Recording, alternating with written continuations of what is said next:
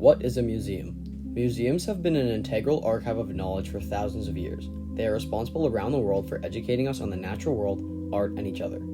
They are testaments to history and cultures, and through unique ways of communication enable us to learn how to coexist with the planet and one another. They use exhibits depicting art, artifacts, and technology in order to create interactive and thought-provoking experiences for the audience. But in this video, I'm talking about a specific museum. The Hiroshima Peace Museum is a nationally recognized historical memorial site commemorating those who were affected by the World War II bombing of Hiroshima and educating on the story behind it. Beside the museum stands Hiroshima Peace Memorial Park, which is next to the Genbaku Dome, the remains of the Hiroshima Prefectural Hall, which is the only building that still stands so near the explosion's epicenter. Today, it is the centerpiece of the park and a stark symbol of the aftermath of the explosions. But in order to understand more about the true purpose of the Hiroshima Peace Museum and Park, we need to rewind back in time. Hiroshima and the Manhattan Project. The Manhattan Project, an integral part of World War II, and the project of building the first atom bomb, ended in the first nuclear warfare used in conflict to this day. An iron will and samurai ideologies motivated the Japanese government to stand their ground in the war even after Nazi Germany had surrendered. And while having their cities destroyed by napalm and firebombing, the Japanese refused to surrender. Because of this, the second atom bomb ever created found its target, and on August 1945 at 8:15 a.m., it was dropped. The legacy of the atomic bomb. Japan finally surrenders after facing 2 atomic bombs' destruction, but the devastation caused was not over yet. Citizens face starvation, poverty, and nuclear sickness as they slowly reinstate their broken country. The Hiroshima Peace Museum and Memorial Park were both founded in 1955 by the architect Kenzo Tange. They were created in the wake of overwhelming motivation from the Japanese hibakusha, meaning atomic bomb survivors, and were symbolized commonly by the paper crane.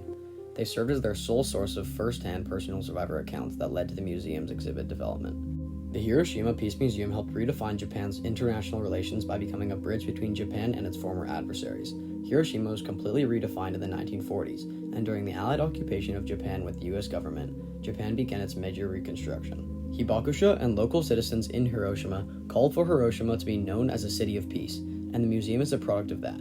In 1949, the Japanese parliament passed the Hiroshima Peace Memorial City Construction Law, establishing Hiroshima as its desired title, to be the first city of peace in the world.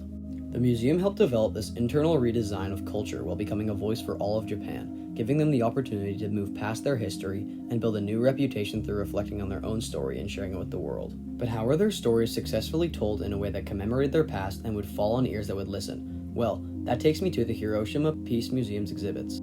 By being located directly within the epicenter of the atomic bombing, the Hiroshima Peace Museum has a unique cultural background and sits directly in the middle of the story it tells. Its exhibits are a reflection of this, with the museum's permanent exhibit being laid out in phases of the bomb's aftermath, taking you through a story of the exhibits. At the start, there is the introductory exhibit, which gives a glimpse into what Hiroshima looks like before the bombing. Next, Hiroshima on August 6th is about the time following the bomb's dropping. You first walk through a hallway that shows real parts of ruined buildings with bent iron girders and crumbled brick. Then you meet a display of tattered and real children's clothing, recovered from the ruins of schools. The third exhibit, titled Cries of the Soul, is dedicated to artwork depicting people under the siege of the bomb and the deep echoes that reverberated long after. The exhibit also includes many personal belongings of victims that accompany personal stories.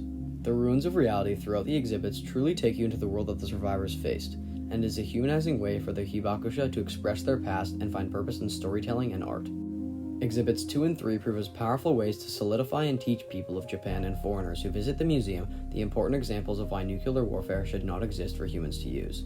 This brings me to the Hiroshima Peace Museum's mission and legacy, which is to educate the younger generation on the importance of peace, but also to advocate. With their partnership with ICANN, the international campaign to abolish nuclear weapons worldwide, they can work towards their saying, "No more Hiroshimas." That's the end of the video, so I hope you learned something.